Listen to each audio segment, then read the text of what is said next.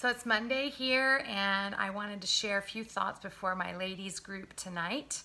I was writing some scriptures, some encouraging things for them to take away with them tonight, and I came across one that I've actually read many times before, but it hit me in a really fresh way.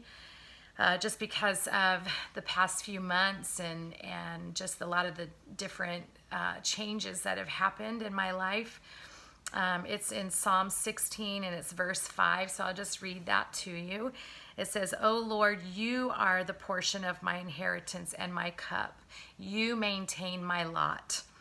The lines have fallen to me in pleasant places. Yes, I have a good inheritance."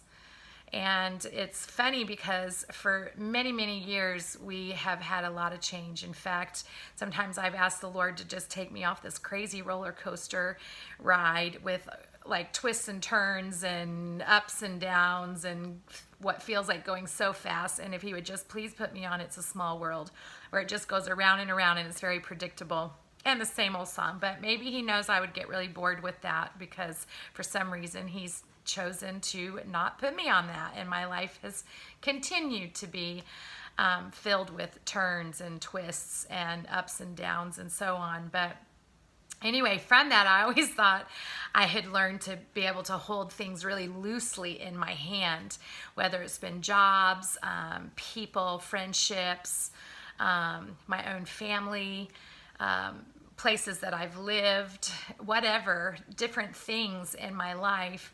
I have always felt the Lord say, don't grip hold of those because they can change and they actually all belong to Him anyways.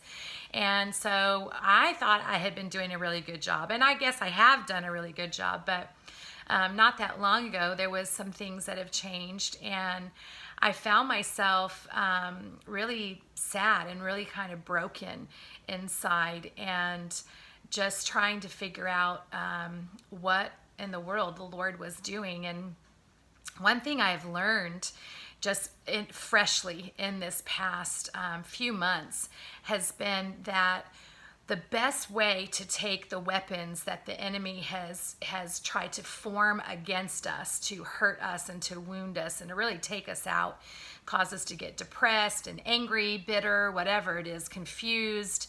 The best way to take those weapons from him is to say, okay, God, how do you want to use this circumstance in my life to make it better? And what can I learn from those things?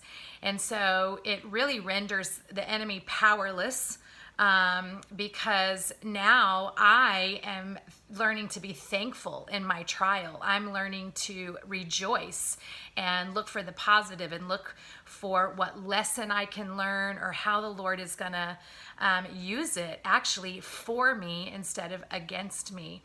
And so it's been quite amazing actually.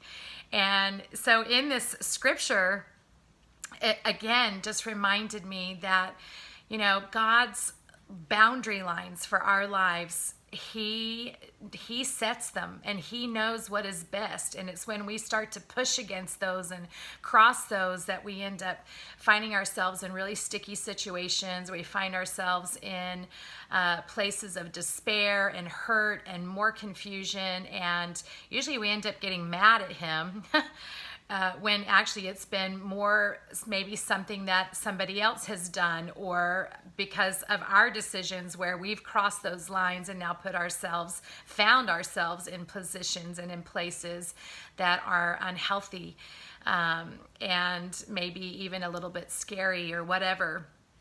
And so I just have been redeclaring that over my life and trusting the Lord that his places, his positioning of me is always the best.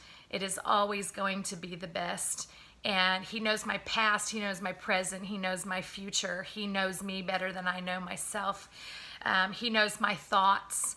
He knows the words that are going to come out of my mouth before I even am forming them or thinking them.